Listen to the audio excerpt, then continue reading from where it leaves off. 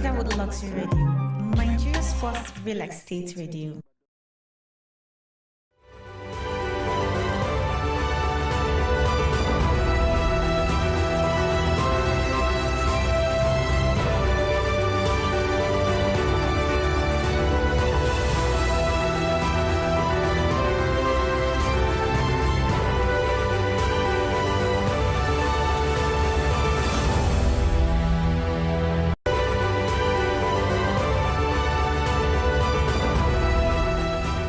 Welcome to Admiralty Drive, Ibuzo, the most sought-after neighborhood in the city of Asaba. Let's take a stroll.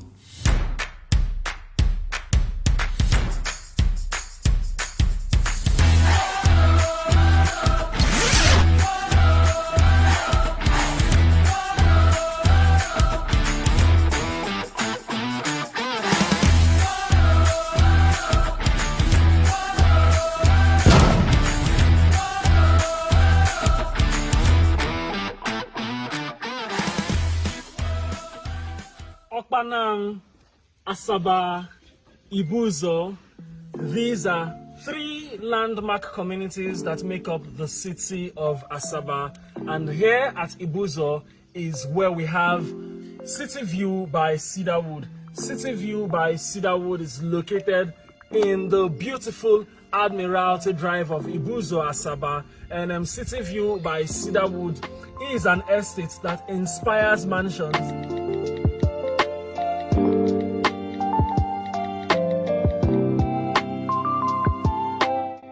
If you think the city of Asaba is beautiful, wait till you see it from an elevation. Wait till you see it from the observation palm here at City View by Cedarwood. City View by Cedarwood, beyond giving you an opportunity to enjoy the scenic beauty that is the city of Asaba, you also have an opportunity to build your dream home amidst other mansions at City View by Cedarwood. At City View by Cedarwood, the philosophy is to inspire the best of mansions in the south and in the southeast. And I want to welcome you. I want to invite you to subscribe to City View by Cedarwood. City View by Cedarwood is currently selling at 12.5 million naira. So if you subscribe to City View by Cedarwood at its early bird price of 8 million naira, congratulations, you're enjoying a 4.5 million naira return on investment, and this wouldn't be the last price review, except maybe City View by Cedarwood is sold out soon. So hurry, be amongst the next set of landowners that will be celebrated here. Subscribe to City View by Cedarwood today.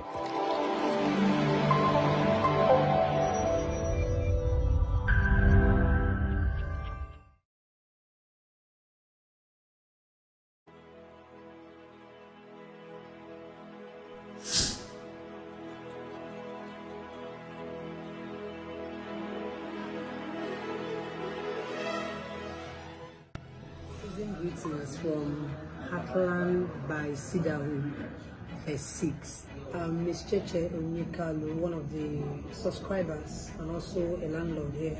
You can see I'm sitting in my living room. I'm living here comfortably. It's been exciting living around here. The environment is so peaceful. We have adequate security because there's just a stone throw from Heartland Phase and Army a base to give us maximum security, and P1 Plus has actually done a lot. I would like to encourage people that bought from Heartland Phase 6 to come and start building, to come and start developing. I need the neighbors.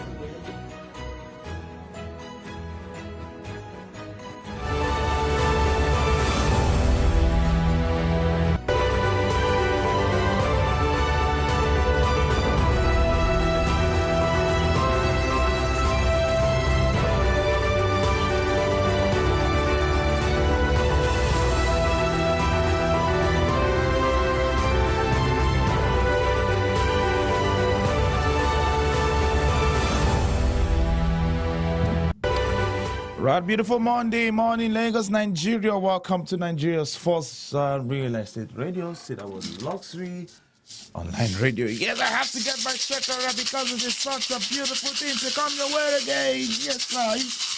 Somebody make some Holy Ghost craziness right there. Hallelujah. So, thank you. So, I'm super excited to come your way again. Yes, it has been a long time. So, we had quite a little challenge last week and a week before, is it a week before? A week before was Go Repro, so it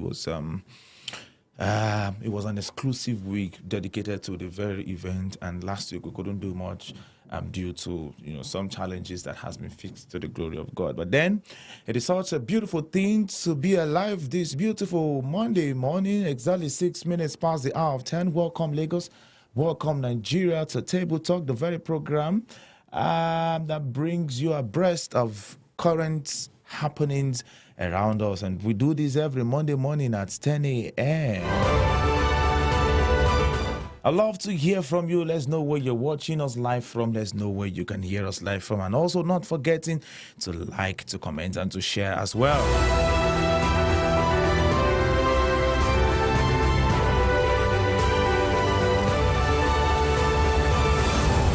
All right, the Table Talk program comes your way every Monday morning at 10 a.m. live on Facebook and YouTube.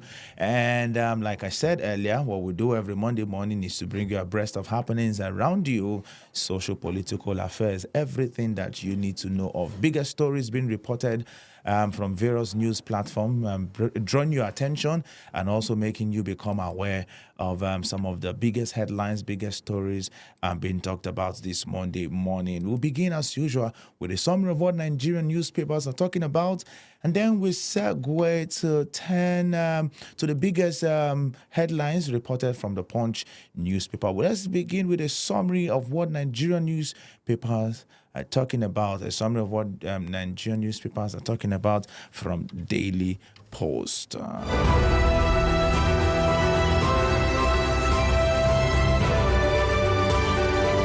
I believe you had a wonderful night rest, and also believe you had a wonderful weekend as well. All right, let's begin quickly with a summary of what Nigerian newspapers are talking about this beautiful Monday morning.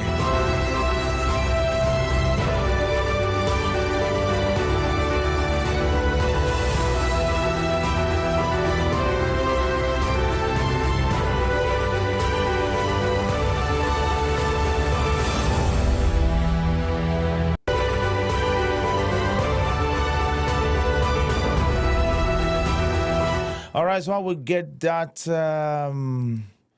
Okay, can't really find what I'm looking for. Then let's begin quickly without taking more time. Let's just begin from the Punch. Today's biggest headlines from the Punch. The very first one we have here says, La Kurawa, Nigerian neighbors begin offensive against new terror group. The very second one here says tax reforms. Akume plays down northern opposition as Senate meets AGF. Number 3, Trump plans mass deportation. Yes, Trump plans mass deportation and birthright citizenship. Okay. Tinubu orders congratulates Mahama as opposition clinches Ghana presidency. Syrian rebels oust Assad and 60-year family rule. Marketers begin direct loading from Dangote refinery. Number 7, OPS urges sustenance as Naira gains $137. Indian arrests 3 Nigerians for cyber fraud. Farotimi protests organizers, their police insist on Ekiti rally. And the very last one here says Bakambu tips Lukman for CAF award.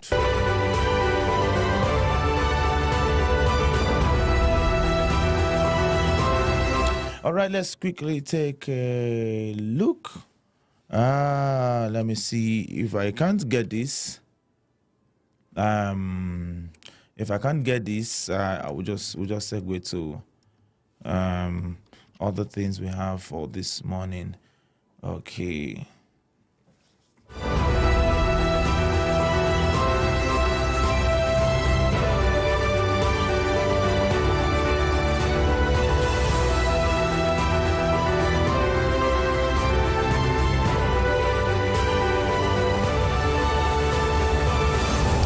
All right, yes, this is a summary of what Nigerian newspapers are talking about this beautiful Monday, 9th December 2024. The very first one I have here says Nigerian Safety Investigation Bureau (NSIB) says it has cancelled an investigation. It has commenced, not cancelled, it has commenced an investigation into a serious incident involving a Flybird HS-125 aircraft with registration number 5NKAL.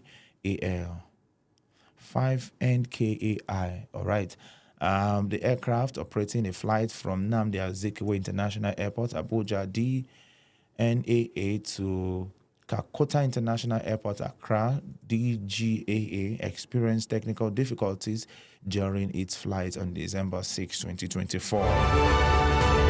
Now, for those of you who follow Commanding the Day Midnight Prayer with Pastor Dr. Paul Eneche, some weeks back, he made a declaration concerning flight incident. And after that declaration, there has been various news locally and internationally of, safety in flight when it comes to crash. So he made a declaration against air crash, air incident, flight crash, and all that thing. And to the glory of God, there has been several news from Lagos, Abuja, various destinations here in Nigeria, outside Nigeria, of safety.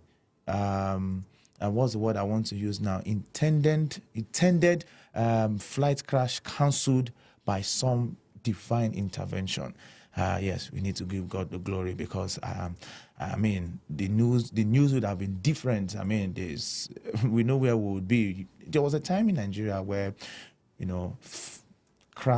aircraft crash was a thing. It was kind of regular. But then, yes, let's move on.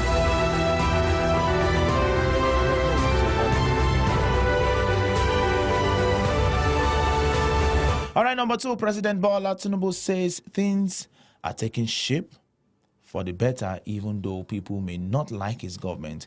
He said amid the tough challenges in the country, his administration had made some progress, noting that there are better days ahead.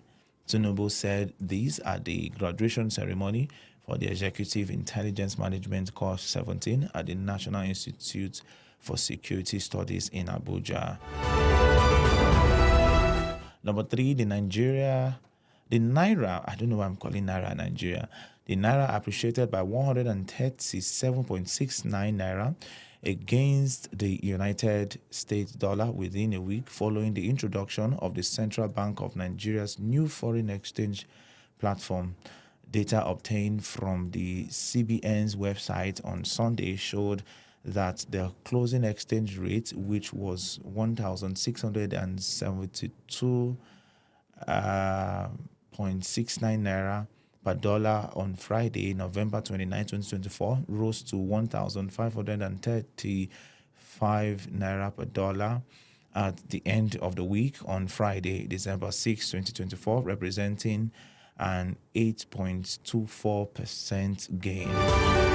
Number 4, 3 Nigerians have been arrested in Delhi and face a minimum of 3 years imprisonment for allegedly defrauding an Indian woman of over 2.62 lakh. A report by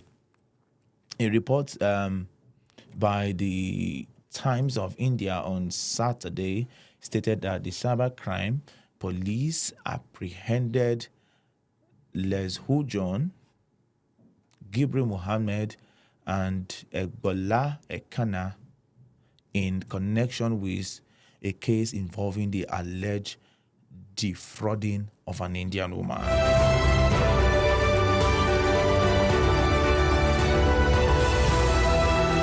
All right, let's move on. Number 5. Oh, yeah. Operatives of the National Drug Law Enforcement Agency have arrested a building engineer, a Gua Inya, suspected to be a drug trafficker.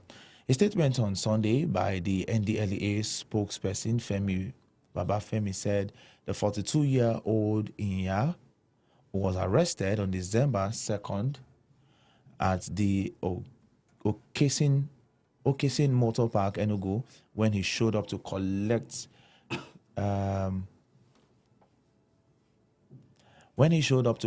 3 units of pressure machines containing parcels of loud, a synthetic strain of cannabis weighing 7.40 kilograms.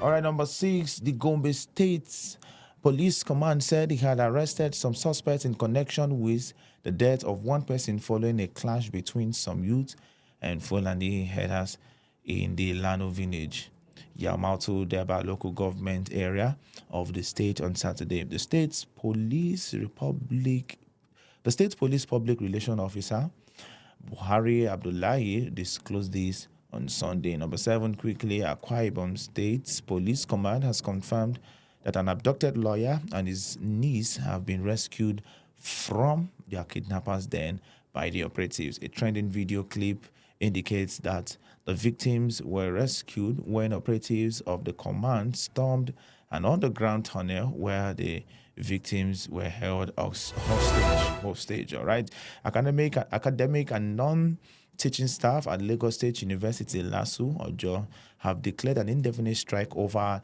the issue of salary increment following the industrial action. Academic and administration activities have been crippled on the main campus. Number 9, the federal government has distanced itself from a purported list of ambassadorial nominees currently circulating on social media. In a Sunday statement, acting spokesman of the Ministry of Foreign Affairs, Kemiabi Imotsimi Ebienfa, described the list as fake. And lastly, troops of the Joint Task Force Southeast Operation Udoka have declared the camps of the proscribed indigenous people of Biafra, IPOB, and its armed affiliate, the Eastern Security Network, ESN, in Imo, Enugu, and Ebonyi State. This is contained in a statement issued in Umuahia by the spokesman for the task force, Lieutenant Colonel Jonah Umwakalu, and made available to newsmen on Sunday.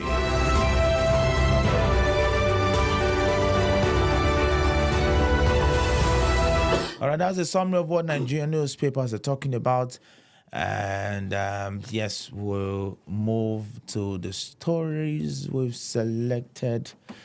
Yes, we carefully went around different, we've gone around different news platforms. Carefully select a few stories to your listening pleasure this morning. The very first one we have discussed this morning. Do not forget you can be part of the conversation live on Facebook or YouTube. Any of the stories that is of interest to you as we present them to you, feel free to talk about them. Your opinions, your views are welcome at this point. We'll quickly take our first story. This is from The Punch. It says, Tinubu orders congratulate Mahama as opposition clinches Ghana presidency. I saw a post on social media some days ago, I think Saturday or Sunday afternoon, which has to do, I think it was the INEC chairman that came out to, commend the electoral body of Ghana on how they were able to conduct a free and fair election or something like that. I think there was a strategy that the electoral body in Ghana carried out or used, and that made election more productive and successful. And Nigerians had a lot to say. I mean, calling the INEC chairman all sorts of names for the fact that, I mean, this is a country that should emulate you and not you, and emulate them and all that. So yeah, it says here that President Bola Tinubu on Sunday congratulated President-elect John Mahama on his victory in the December 7 general election in Ghana. This came after his rival, the country's vice president and ruling party candidate, Dr. Muhammadu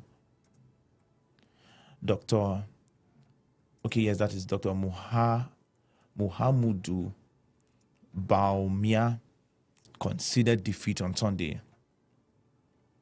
Bawumia said he considered defeat after the official resort to ease tension after a reported fight in several local constituencies. Although the Electoral Commission has yet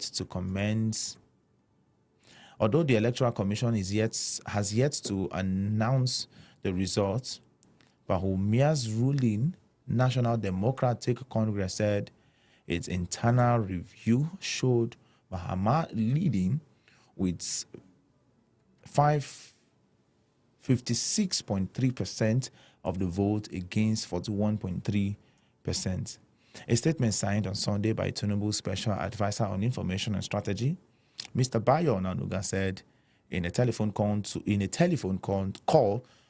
Mahama, President Tinubu hoped that Mahama's ascension to power for the second time would further bring stability to the economy, community of West African states, of which President Tinubu is the chairman. The statement was titled, Ghana President Tinubu congratulates President-elect John Mahama in a telephone call. President Tinubu commended the people of Ghana for their commitment to democracy, which was demonstrated through the peaceful and successful conduct of both the presidential and parliamentary elections.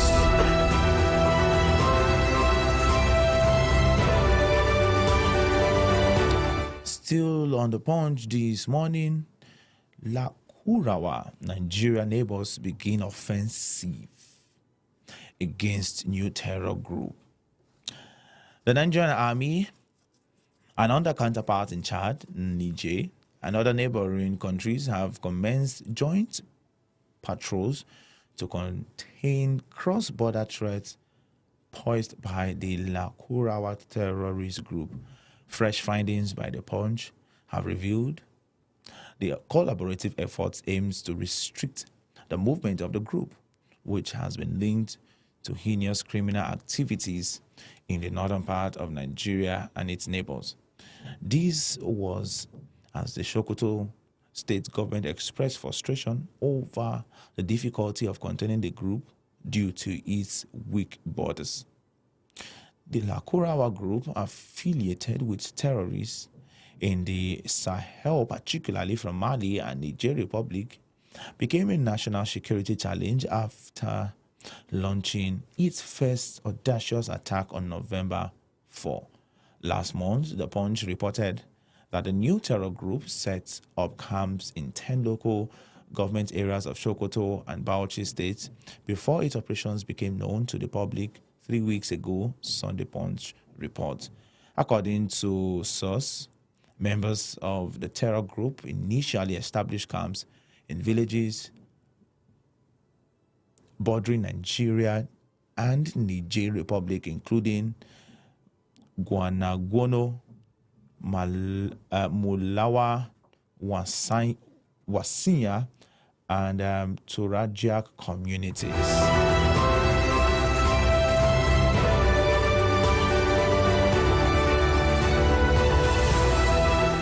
All right, let's take our next story from Channels News. It says how Tinubu cost tax reform pushbacks. A chieftain of the People's Democratic Party (PDP), Shegun Showumi, says President Bola Tinubu is responsible for the stiff opposition that has greeted the tax bills introduced by his administration. Showumi, who was a guest on Channels Television Sunday Politics, faulted Tinubu of the All Progressive Congress (APC) for appointing his tribesmen as finance minister, revenue boss, governor of the Central Bank of Nigeria (CBN), and tax reform chair. The PDP chieftain said that though the tax bill were good, the president created distrust among Northerners by allegedly excluding their kinsmen from his economic and tax terms. Showumi said they, Tinubu and his team, created it by themselves. You can't have FIRS chairman Yoruba, finance minister Yoruba, customs boss Yoruba, CPN governor Yoruba. You can't do that. And then suddenly the Yoruba people came and said, we have a new tax regime. The people of other tribes will be nervous. People are not in the National Assembly or the Senate, people are not in the National Assembly or the Senate not to protect the interests of their people. That's why they are there. They are representatives of their people. That's why the pushbacks will come. He said there will be no bill without gray areas, but the Tinubu government caused it by itself. You may mean well, but let me have some of my own seated at the table to be sure that you mean well. Nobody will sit at the table and cause injury to his tribe, he said. The new tax bill introduced by the Tinubu administration have been enveloped in widespread controversy and sparked scathing criticisms and stiff opposition from many, including the 36 state governors under the aegis of National Economic Council. The 19 governors in northern Nigeria have also unequivocally rejected sections of the bills.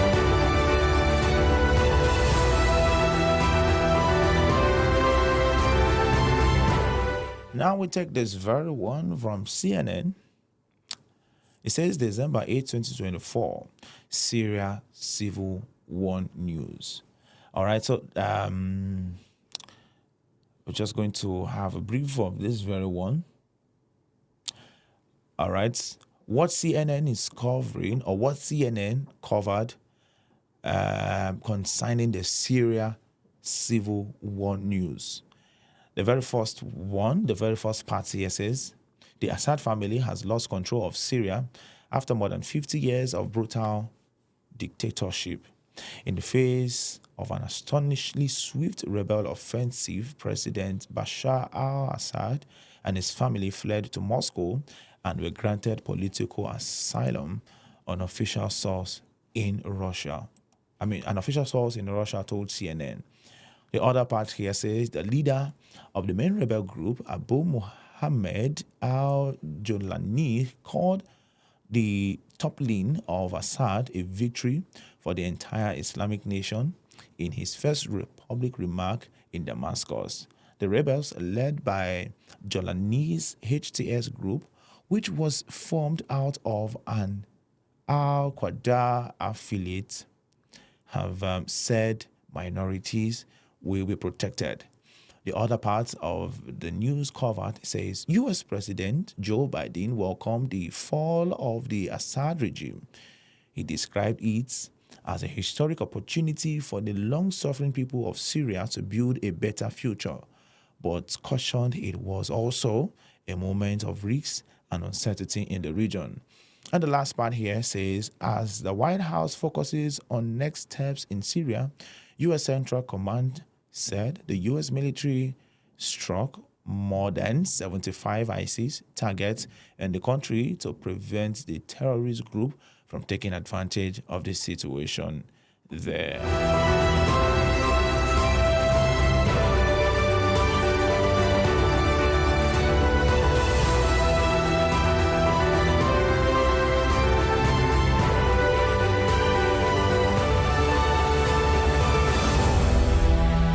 All right, quickly, we'll take our next story. And this one says Trump plans mass deportation and birthright citizenship. United States President-elect Donald Trump has announced plans to deport all immigrants in the United States illegally over his upcoming 4-year term. In an interview aired Sunday on NBC's Meet the Press, Trump detailed his vision for a broad crackdown on illegal immigration, which he intends to classify as a national emergency upon taking office in January 20. According to Reuters, the Department of Homeland Security estimates that as of January 2022, over 11 million people are in the U.S. without legal status, a figure likely higher today. Trump affirmed his intention to remove all unauthorized immigrants, stating, "I think you have to do it. It's a very tough thing to do. You know, you have rules, regulations, laws." While emphasizing enforcement, Trump signaled willingness to negotiate protections for dreamers, immigrants brought to the U.S. illegally as children. During his first term, Trump attempted to dismantle the Deferred Action for Childhood Arrivals program, which provides deportation relief to the group, but was blocked by the Supreme Court.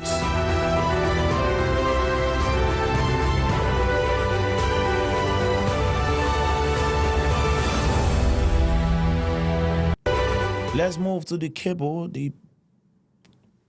Let's move to the cable, and this one, it says man claims wife can't give IVF in Nigeria, begs UK court to stop deportation.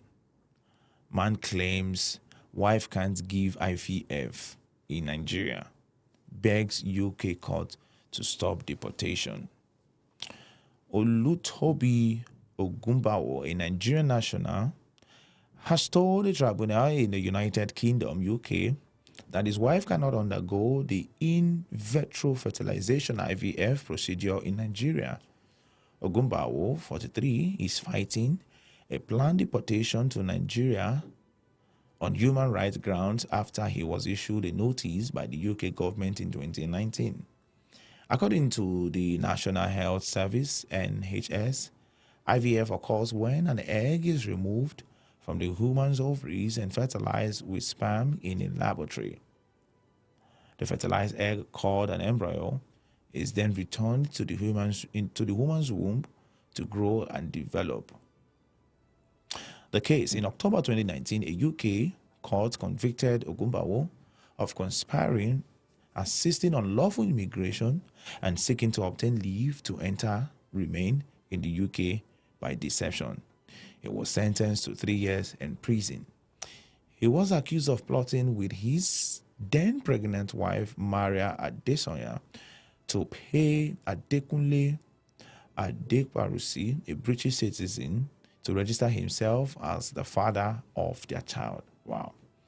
Ogumbawo was said to have believed that the move would enable his wife and the child stay in the UK. Following the conviction in November 2019, Ogumbawo was issued with a deportation notice to Nigeria. However, he approached a first-tier tribunal on immigration to stop the deportation on human rights grounds. During the tribunal proceedings, Ogumbawo's wife told the tribunal that the chances of her conceiving would be non-existent in Nigeria if her husband is deported to his home country. Maria also told the court that IVF treatment centers are not available in Nigeria. Hey, this man has lied against Nigeria. In January 2023, the first-tier tribunal ruled that it would be unduly harsh to deport Ogumbawo. The tribunal dismissed the deportation notice issued against him. The first-tier tribunal judge, identified as Melanie, in court document, based his judgment on the claim that Ogumbawo's wife cannot get IVF treatment in Nigeria. but the claim that an IVF procedure cannot be done in Nigeria is untrue. Displeased with the decision of the first-tier tribunal, the UK Secretary of State for the Home Department approached the upper tribunal. All right, time. Okay, let me see. Let me just quickly take the latest judgment. This is quite an interesting story, so I have to give you the full gist. All right, so yeah, the latest judgment on November 4, 2024, the upper tribunal held that the judge of the lower tribunal should not have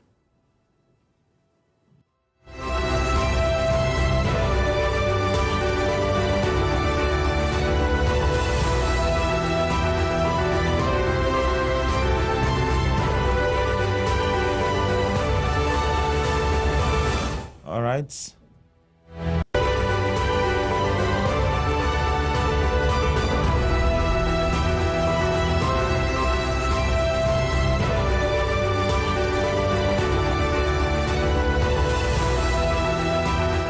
All right, on November 4, 2024, the upper tribunal held that the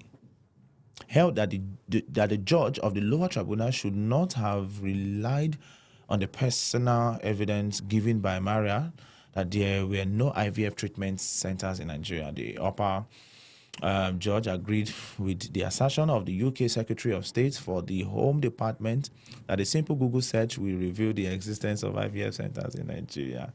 The upper tribunal dismissed the judgment of the first-tier tribunal and ordered that the case should be returned to the lower court. We concluded that the judge erred in exclusively relying upon MSAS referring to Maria personal evidence when finding as a fact that IVF treatment is unavailable in Nigeria. The upper tribunal ruled.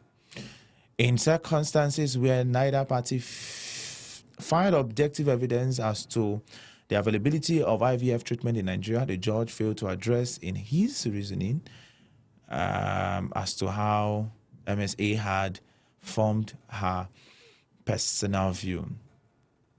Whilst it may have been her objective view that the treatment is unavailable, the judge was required to assess and determine the objective fact of whether IVF treatment is available in Nigeria or not. For example, we cannot discern from the judge's decision whether he concluded the IVF treatment is unavailable based upon a bad assertion from MSA without her having performed any research into the IVF treatment is available in Nigeria, or equally whether his finding is based upon oral evidence detailing efforts she made in contacting hospitals and clinics in Nigeria about offering fertility treatment. We observed the Secretary of State's unchallenged assertion before us that even the most basic Google search reveals the existence of IVF treatment in Nigeria. The Secretary of State's appeal is allowed to extent that the decision of the first-tier tribunal is set aside in its entirety. The appeal is to be remitted to the first-tier tribunal to be heard by any judge other than first-tier tribunal Judge Melon. All right, so that is that for that. God don't catch him, as we will say. Let's take our next story.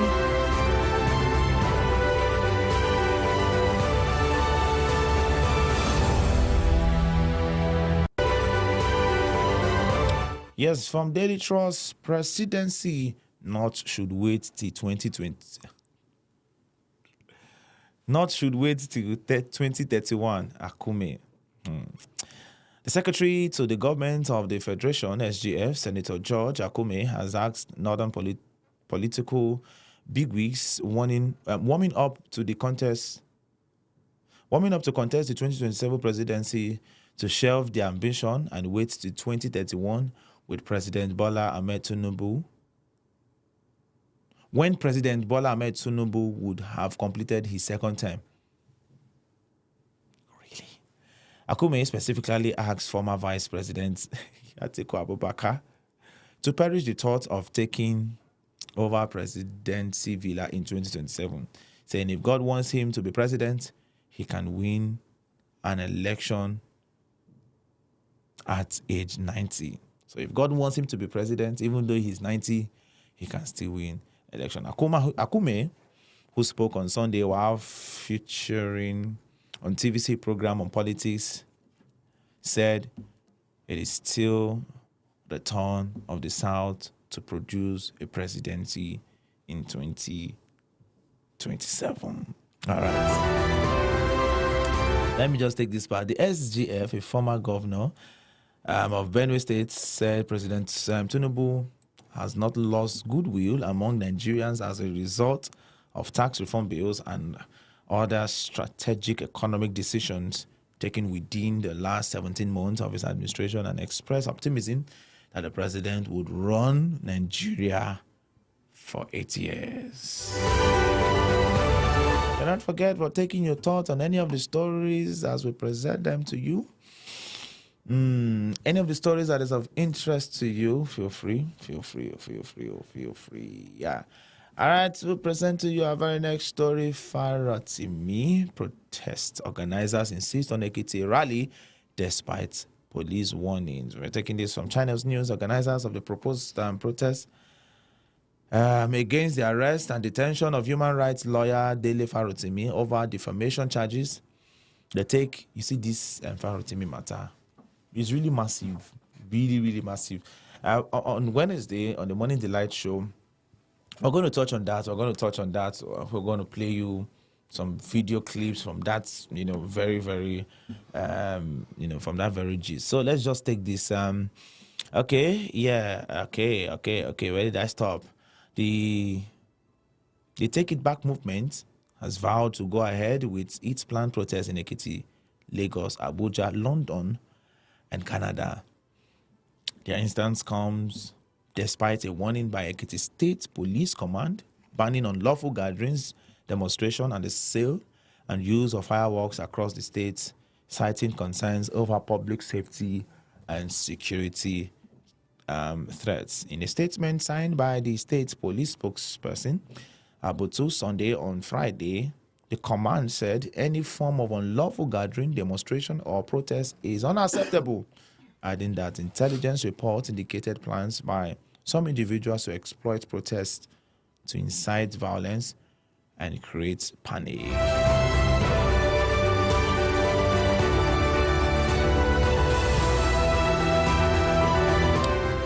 All right, let's move to this very news from Liverpool.com. Martin Odegaard sends title message to Liverpool after Arsenal drops more points. And there is just this excitement in the air that Chelsea is warming up. Chelsea is really warming up to winning the Premier League for this season. I don't know why I'm laughing, but yeah, everybody's really excited. The excitement is on, and people are, just making this declaration that yes, this season is for Chelsea. They are winning the league this season.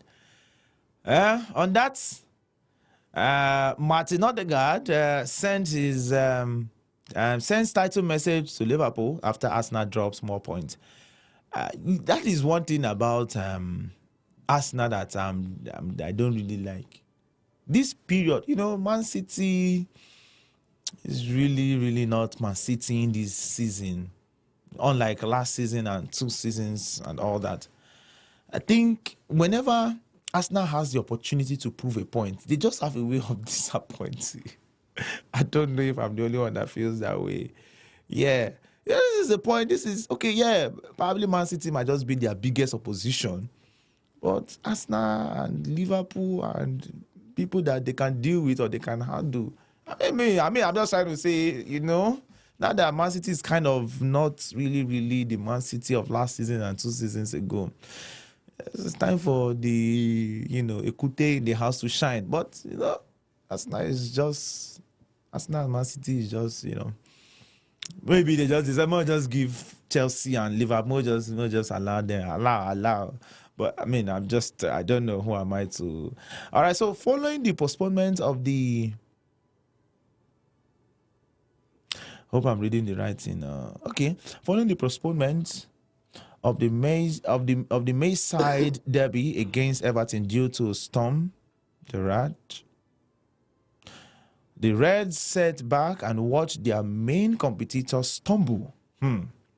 I like that. Man City was held by Crystal Palace on Saturday, shortly after Liverpool's own match was cancelled.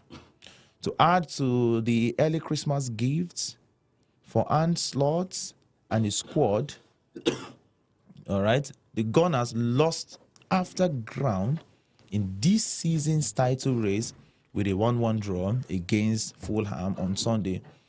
Chelsea was the only team to cut Liverpool's lead to 4 points after beating Tottenham 4-3. Sunday's game also saw Arsenal suffer a triple injury blow before kickoff. However, according to Odegaard, whose team are now trailing by 6 points, even having played an extra game, it's not the time to panic. He told Sky Sports, "We dominated most of the game. The first half wasn't great. We were a bit sloppy and lacked energy and power. The second half was a lot better. It's frustrating not to win. We were close in the end with the goal. They're a good team. They know how to defend with a solid block, and we didn't do enough. We have to learn from the straight. We have to learn from that and straight back in the next 1 week. We have to focus on ourselves. We don't care about the other teams in the title race. We did a lot of good things. We have to do more and put the ball in the box more times. Maybe a bit more direct and aggressive. We could have won it in the end. It's a very long way to go. And we've said hundreds of times, we have to keep going game by game. We have to keep going game by game."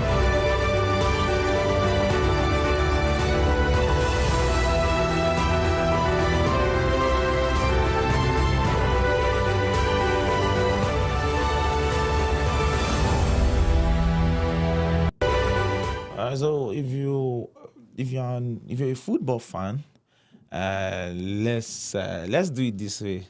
If you're a football fan, represent yourself in the comment section, either live or Facebook or YouTube.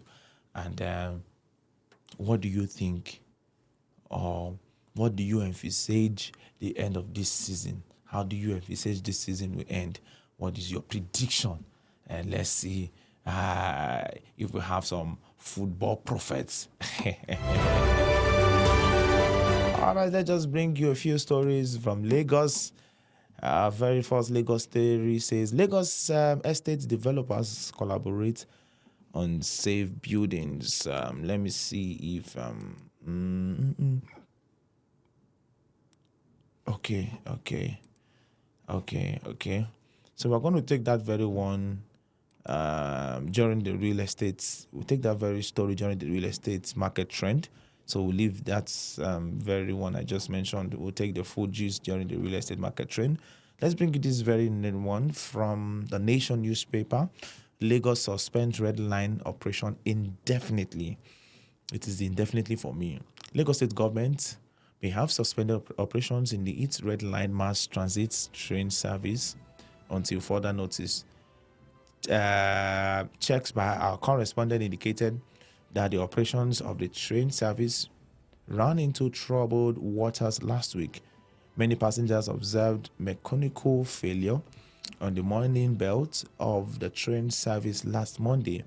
A passenger who preferred anonymity that boarded the train from Iju said they had been told the train had developed a mechanical fault, and when they got to Mushin, all passengers were instructed to disembark as the train could no longer move.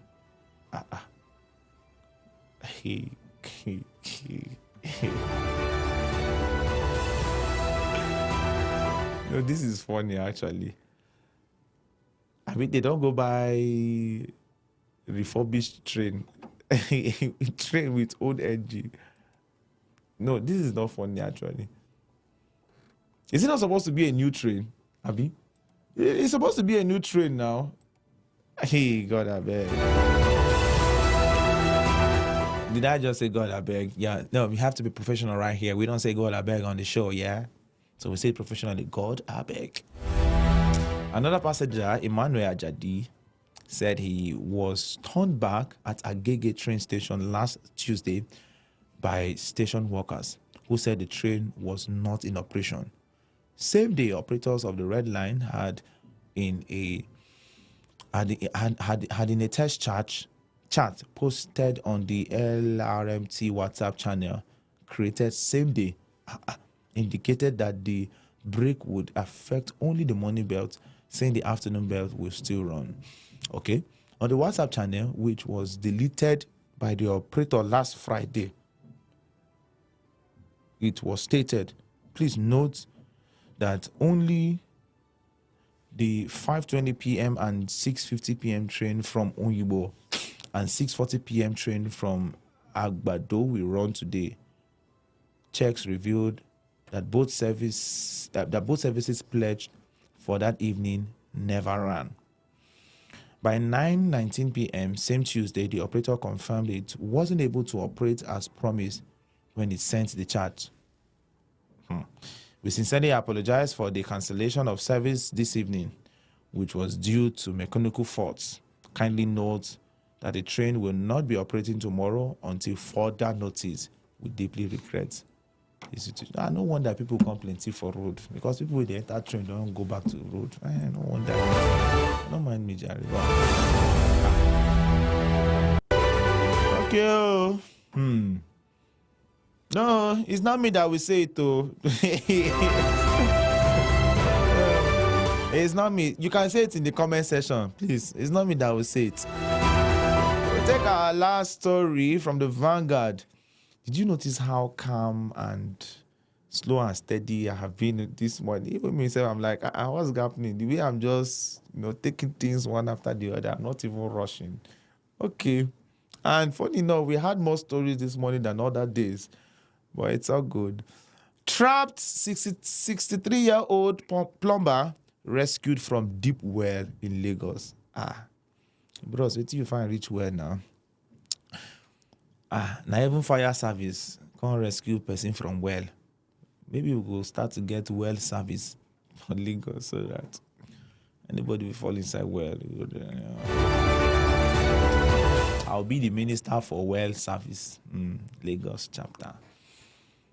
Men of the Lagos State Fire and Rescue Service on Sunday rescued a 63-year-old plumber, Akin Kuboye, who became trapped while working in a 120-meter deep well at number 20 Muyibi at Debayo Street of Agric Road, Egon, Igondo, Lagos. Do we still have people that work on well? Well, it is well. All right, so according to reports, Kuboye became trapped while carrying out maintenance work in the well. Did they carry out maintenance work in well? That's amazing.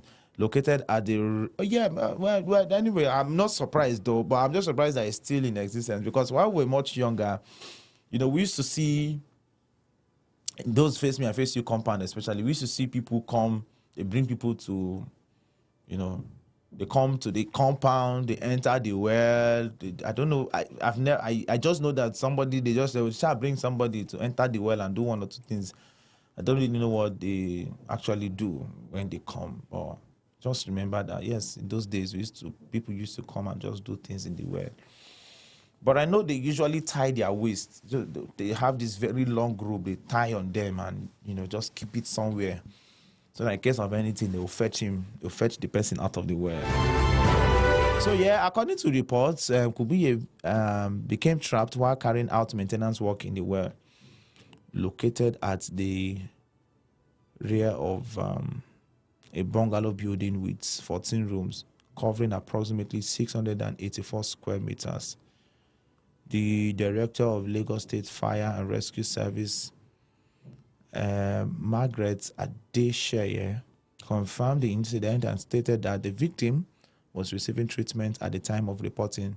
Adesheye commended the efforts of the Ejigbo rescue crew, saying the tenacity of the Ejigbo rescue team successfully brought the plumber out alive from the well. He was handed over to the Lagos State Ambulance Service, which stabilized him from the effect of inhaled ammonia gas before transporting him to the hospital for further treatment. Okay. I don't know if there is some form of technological way they can carry out well maintenance in the well.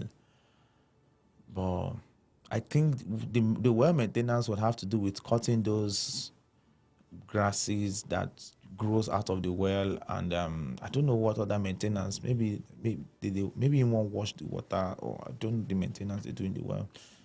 But I think the best form is to have pumping machine. Maybe the compound doesn't have pumping machine, borehole, and all that thing. But it's so amazing that Lagos State did not lost somebody because of well. Well, like I said, it is well. That's all we have for you this morning. Has been a wonderful time bringing, your way, drawing your attention, making you become aware of some of the latest happenings around us. Thank you very much for your time. We'll be back at 1 p.m. and this time around, we'll be having the real estate market trend, the very program that brings you abreast the very latest updates as far as the real estate industry is concerned. See you again.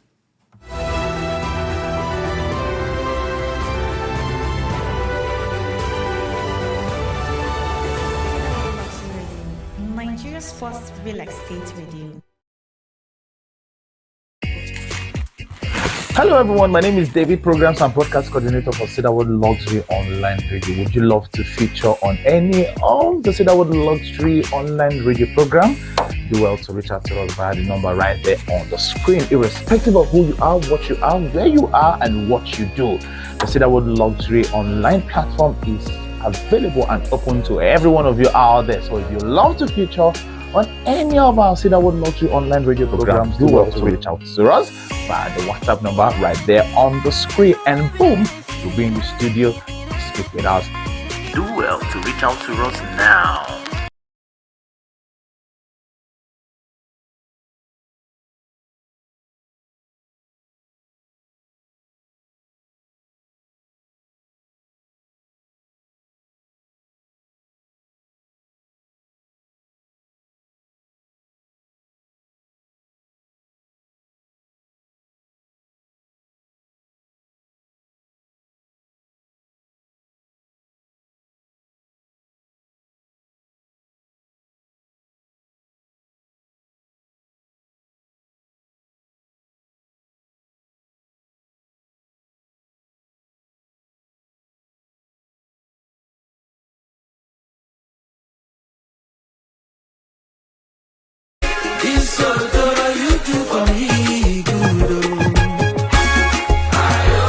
And right about here, you can see the beautiful work ongoing.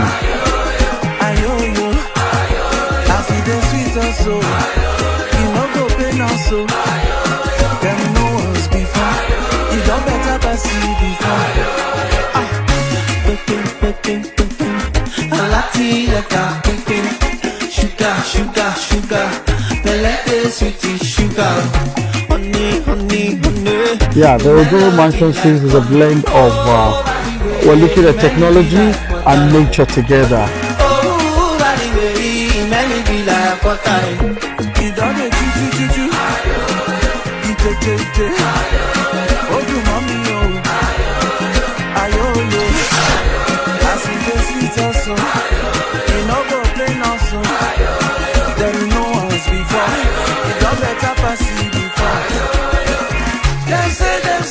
Blessing where you do, Ojoro. Them say salvation where you do, Ojoro. You bless people, you give him victory, Ojoro. The girl is fine, no fresh and beautiful, Ojoro. This ojoro, this ojoro, this ojoro you do for me, you know. Would you go?